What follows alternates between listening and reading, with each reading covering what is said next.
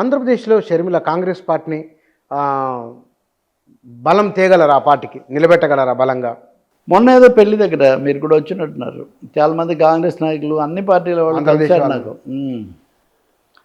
అక్కడ వచ్చిన ఇద్దరు కాంగ్రెస్ మాజీ ఎంపీలు ఏదో సార్ మా వాళ్ళు ఈమెను ఎందుకు తెచ్చిపెట్టారో, ఎందుకు నమ్ముతున్నారో, అసలు ఉన్నది కూడా నిలబెట్టుకోవడం మాకు కష్టంగా అవుతుందని వాళ్ళు సూటిగా చెప్తూ ఉన్నారు.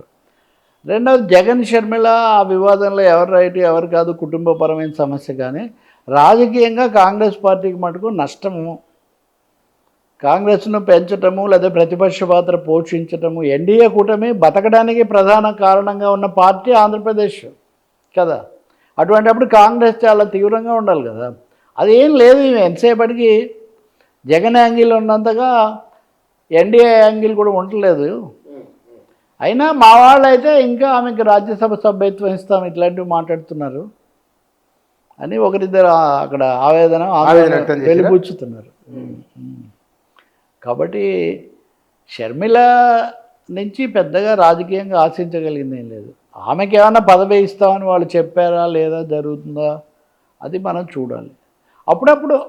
అప్పుడప్పుడు బీజేపీ కూడా మాట్లాడుతున్నారు, కానీ ఆమె తీవ్రమైన ప్రతికూలత విమర్శ జగన్ కోసం రిజర్వ్ చేయబడినట్టుగా కనిపిస్తుంది. ఫోన్ ట్యాపింగ్ విషయంలో కూడా చాలా సీరియస్గా రెస్పాండ్ అయ్యారు కదా. ఫోన్ ట్యాపింగ్ అందరూ ఖండిస్తారు కదా. ఖచ్చితంగా ఫోన్ ట్యాపింగ్ అనేది అది ఇంకొక పెద్ద $1 మిలియన్ క్వశ్చన్. ఫోన్ ట్యాపింగ్ సమస్య అనేది రంగం మీదకి వచ్చింది ఎప్పుడు? కేసీఆర్ మొదటిసారి ముఖ్యమంత్రిగా ఉన్నప్పుడు, రేవంత్ రెడ్డి తెలుగుదేశంలో ఉన్నప్పుడు, రేవంత్ రెడ్డి రిలేటెడ్ ఇష్యూ అదే ఎమ్మెల్సీ ఎన్నిక, ఆ సందర్భంలో ఆయన ప్రలోభ పెట్టడానికి ప్రయత్నించాడని అరెస్ట్ చేశారు. ఇదంతా అయింది. అప్పుడు చంద్రబాబు నాయుడు మా వాళ్ళు బ్రీఫ్డ్ మీ అన్నారని వీళ్ళు బయట పెట్టారు. అప్పుడు పరకాల ప్రభాకర్ మీరు ట్యాప్ చేశారా లేక ఏ విధంగా వచ్చింది మాకు చెప్పాలని ఛాలెంజ్ చేశారు ఆయన కమ్యూనికేషన్ అడ్వైజర్. కానీ చాలా ఆశ్చర్యకరంగా ఆ తర్వాత ఎప్పుడు తెలుగుదేశం అటువంటివి ఏం చేయలేదు. మరి వారం రోజుల్లో చంద్రబాబు నాయుడు విజయవాడకు అమరావతికి వెళ్ళిపోయాడు. అప్పుడు ఆ కథ ఆగిపోయిన కథ ఇప్పుడు మళ్ళీ మొదలైంది. ఇప్పుడు రేవంత్ రెడ్డి ముఖ్యమంత్రిగా ఉన్నారు. భారీగా ఒక సిట్ వేసి దీని మీద ఆయన విచారణ జరుపుతున్నారు. ఈ విచారణలో ప్రణీత్ రావు, శ్రవణ్ రావు, ఈయనెవరు ప్రభాకర్ తాజాగా ఈయన వచ్చి చాలా విషయాలు చెప్పాడు. ప్రభాకర్ చెప్పిన దాంతో ఏమాత్రం ఆలోచన శక్తి కలిగిన వాళ్ళైనా చాలా ఆందోళన చెందుతారు. అంటే రాజకీయ పార్టీల వాళ్ళ మీదే కాదు, వ్యక్తిగతంగా కూడా కుటుంబాల మీద, మామూలు వాళ్ళ మీద, జర్నలిస్టులు కూడా జర్నలిస్టుల మీద లేకుండా ఉంటుంది. మాలాంటి వాళ్ళు ఎప్పుడు వింటున్నారు అనుకునే మాట్లాడుతాం. కాబట్టి ఇవన్నీ జరిగాయి వేల మందివి, కానీ ఆ సాక్ష్యాలు కూడా ధ్వంసం చేశాము అని కూడా ఆయన చెప్తున్నాడు. ఇలా చేయడం కోసం మావోయిస్టులతో వీళ్ళకి సంబంధం ఉంది అని మేము ఒక ఫేక్ కంప్లైంట్ కూడా క్రియేట్ చేసి దానితో దీన్ని తీసుకున్నామని. కాబట్టి ఓ పెద్ద దందా జరిగింది అనడంలో ఇంకా ఎలాంటి సందేహము అక్కర్లేదు. ఆయన అధికారికంగా దాదాపు ధృవీకరిస్తున్నారు. కాకపోతే ఆ నివేదిక బయటికి రాలేదు. మనం మీడియా స్టోరీస్ ఆధారంగా మాత్రమే మనం మాట్లాడుతున్నాం. సో ఈ క్రమంలో ఇన్ని చేసినప్పుడు కేసీఆర్ జగన్ అంత సన్నిహితంగా ఉన్నప్పుడు, పైగా షర్మిల కాంగ్రెస్లో ఉన్నారని కూడా గుర్తుపెట్టుకోవాలి. షర్మిల ఇప్పుడు వచ్చింది కాంగ్రెస్ ప్రభుత్వమే కదా. సో కేసీఆర్ ప్రభుత్వానికి చాలా వ్యతిరేకంగా ఉన్న ప్రభుత్వము ఇక్కడ ఉన్నప్పుడు ఆమె కాంగ్రెస్లో చేరిన తర్వాత ఇంకా బహుశా కాంగ్రెస్లో చేరడము, జగన్తో తగాదా బయటికి రావడం ఇవన్నీ ఒకేసారి జరిగాయి. అంతకుముందంతా ఆమె కేసీఆర్ మీదే విమర్శలు చేస్తుండేవాళ్ళు. ఆమె పొలిటికల్ కెరీర్ మీరు చూస్తే ఫస్ట్ హాఫ్ అంతా కేసీఆర్ మీద ఆమె విమర్శ. జగన్ గురించి అడిగితే కూడా ఆంధ్రప్రదేశ్ విషయాలు ఇప్పుడు ఎందుకనే ఆమె అనేవాళ్ళు. సో చివరిలో ఆమె కాంగ్రెస్లో చేరడము, అన్నయ్య విషయం బయటికి రావటము, కేసులు, ఇదంతా ఒకేసారి వచ్చింది. కాబట్టి ఇవన్నీ జరిగి ఉండడంలో ఏం సందేహం లేదు. అయితే ఇవన్నీ జగన్తో షేర్ చేశారు. వైవి సుబ్బారెడ్డి బాబాయ్ ఆయన వచ్చి ట్యాప్ చేసిన రికార్డు కూడా నాకు వినిపించారని ఆమె ఆరోపిస్తున్నారు. మరి దీని మీద సిట్టు కొత్త మలుపులు ఏమేమి తీసుకుంటుంది, వాళ్ళు ఏం అడుగుతారో మనం చూడాలి. మూడోది పెగాసస్ వరకు మనం విన్నాం. అవును.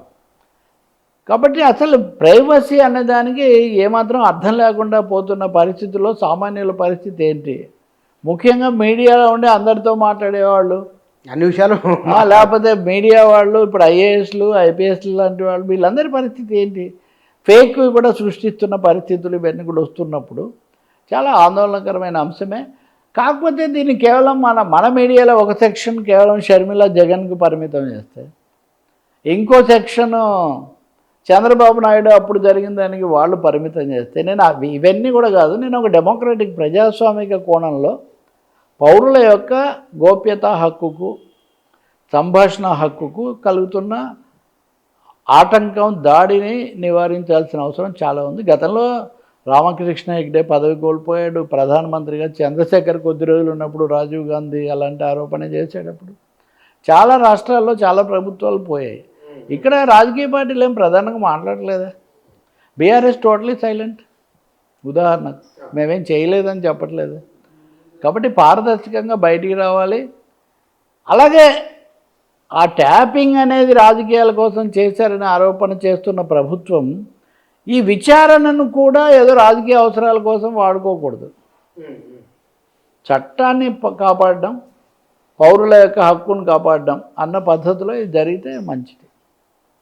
సరే, రేవంత్ రెడ్డి ప్రభుత్వం విషయానికి వద్దాం.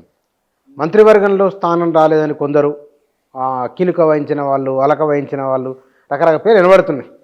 వీళ్ళ వలన ఏమన్నా ఇబ్బంది ఉంటుందా, ఉండొచ్చా, సూచన ఉందా? ఖచ్చితంగా కాంగ్రెస్ పార్టీ అసమ్మతి, అసంతృప్తి, కవల పిల్లలు అని అంటారు. కాబట్టి కాంగ్రెస్లో అసంతృప్తి లేకుండా ఉండదు. కానీ అంతకంతకు రెండు వెర్షన్స్. ఇప్పుడు ఇందాక మనం చెప్పుకుంటున్న బీఆర్ఎస్ వాళ్ళ మీడియా చూస్తే అసలు రేవంత్ మొహం చూడలేదు, రేవంత్ని పలకరించలేదు, రేవంత్కి మంచినీళ్ళు కూడా ఇవ్వలేదు, ఇటువంటి స్టోరీస్ వాళ్ళు చెప్తున్నారు, బయటకు చెప్తుంటారు. కానీ జరుగుతున్న చూస్తుంటేనేమో ఆయన తన మార్గంలో తను వెళ్ళగలుగుతున్నాడు. అందులో సందేహం లేదు. తీవ్రమైన భాష ఇవన్నీ, పిసిసి అధ్యక్షుడు కూడా ఆయనకి పెద్ద వ్యతిరేకం కాదు, అన్నీ నడుస్తున్నాయి. కాబట్టి రేవంత్ ఏదో ఇందాకటి అలాగే 3 నెలలే 6 నెలలే అన్న దాంతో రేవంత్ను మరీ తక్కువ, ఎవరినైనా రేవంత్ రెడ్డిని అయినా మిమ్మల్ని అయినా నన్నైనా ఆయన్ని ఎందుకు తక్కువ అంచనా వేయడం? ఎవరికి ఉన్న రాజకీయ స్థానం వాళ్ళకు ఉంటుంది. ఆయన కూడా డక్కముక్కిలు తీసి నిలబడ్డాడు. తప్పులు కేసులు ఉంటే అవి జరుగుతాయి. కాబట్టి రేవంత్ రెడ్డి నిలదొక్కున్నాడు. రెండోది, కాంగ్రెస్ పార్టీ ఏమైనా బలంగా ఉందా? ఇందిరాగాంధీ చీటీ రాసి పంపిస్తే దాన్ని తెరవకుండా వచ్చి సమావేశంలో తెరచేటంత అంత పరిస్థితి కాంగ్రెస్లో ఉందా ఇప్పుడు? అక్కడ డీకే శివకుమారు, ఇక్కడ రేవంత్ రెడ్డి ప్రధానమైనటువంటి వనరులు సమకూర్చేవాళ్ళు అని అందరూ వీళ్ళే చెప్తారు. మళ్ళీ ఆ బంగారు బాతుల్ని ఎవరన్నా కానీ వదులుకుంటారా? ఈ సమస్యలన్నీ ఉన్నాయి. సో ఎప్పుడైనా ఒకటైతే ఉంది, కాంగ్రెస్ అధిష్టానం సోనియా గాంధీ, ఇప్పుడు రాహుల్ గాంధీతో సహా, ప్రియాంక గాంధీతో సహా వాళ్ళు ప్రాంతీయ నాయకులు, స్థానిక నాయకులు మరీ నిలదొక్కుకోవడాన్ని వాళ్ళు పెద్దగా జీర్ణించుకోలేరు. అన్నీ తమ ద్వారానే జరగాలని వాళ్ళు కోరుకుంటారు. అటువంటి చిక్కులు ఉంటాయి. రేవంత్ రెడ్డికి ఉండవని కాదు. రాజశేఖర్ రెడ్డి ప్రజాప్రస్థానం పెద్ద సంచలనం అయితే, నేను ప్రజాప్రస్థానం ముగించాను మేడం, మిమ్మల్ని వచ్చి కలుసుకుంటాను, టైం ఎప్పుడు ఇస్తారంటే, నువ్వు ముగిస్తే మాకేంటి, ఇప్పుడు అంత అర్జెంటుగా నీకు ఎందుకు టైం ఇవ్వాలని చెప్పారంట వాళ్ళు. ఇది రాజశేఖర రెడ్డి శిబిరం చెప్పే మాట. చాలామంది చెప్తారు ఇట్లాంటివి. చంద్రబాబు నాయుడు కూడా ఒకసారి ఇటువంటిది చెప్పారు. కాబట్టి తప్పకుండా రేవంత్ రెడ్డికి అసమ్మతి బెడద ఉండదని కాదు, కానీ బట్ బాగా బలంగా సవాల్ చేసినటువంటి వాళ్ళు ఎవరు? కోమటిరెడ్డి సోదరులు, అంతే కదా. తర్వాత ఈయన ఇప్పుడు సవాల్లో లేడు కదా ఉపముఖ్య. ఆయన బట్టి పేరు ఎత్తకుండా ఆయన అసలు మాట్లాడలేదు కదా. భట్టి అన్న తప్పకుండా చెప్తున్నాడు ఆయన. నిజంగా రేవంత్ రెడ్డి ఉప ముఖ్యమంత్రికి ఇంత ప్రాధాన్యత ఇస్తుంటే అది చంద్రబాబు నాయుడు ప్రాణానికి వస్తుంది, పవన్ కళ్యాణ్ ప్రాణానికి వస్తుంది. ఇది పక్క రాష్ట్రంలో ఉప ముఖ్యమంత్రి లేకుండా లేదు. ఏపీలో అదో పెద్ద సమస్య. ఏ సమస్య?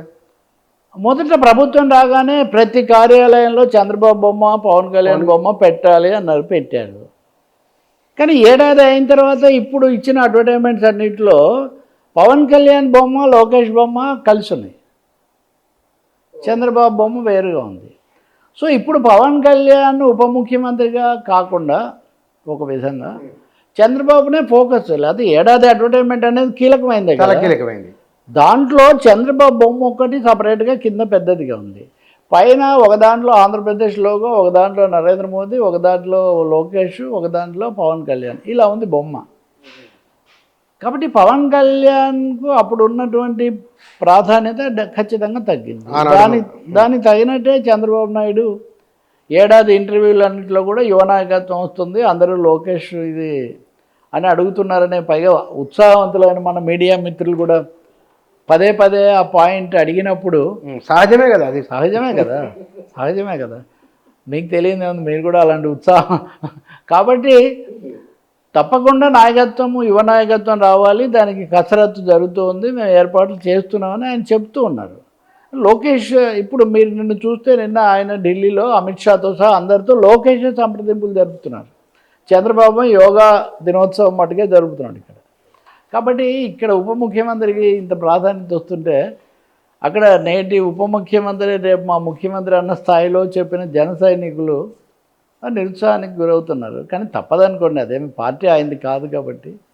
సో మళ్ళీ మనం తెలంగాణకు వస్తే ఈ పరిస్థితుల్లో కొన్ని తీవ్రమైన ఆశాభంగాలు ఉన్నాయి. రేవంత్ రెడ్డి ప్రభుత్వం కూడా వాగ్దానాలు నిలబెట్టుకోవడంలో కానీ ఇంకా చేయాల్సింది చాలా ఉంది, సందేహం ఏం లేదు. ముఖ్యంగా కేసులు, అరెస్టులు, లగచర్ల ఇంతకుముందు ఉండింది. ఇప్పుడు మొన్న అది పాలమూరు జిల్లాలో ఇథనాల్ పరిశ్రమ వాళ్ళ మీద కేసులు పెట్టడాలు, ఇట్లాంటి సమస్యలు చాలా చోట్ల వస్తున్నాయి. ఎలా పరిష్కరిస్తారు చూడాలి.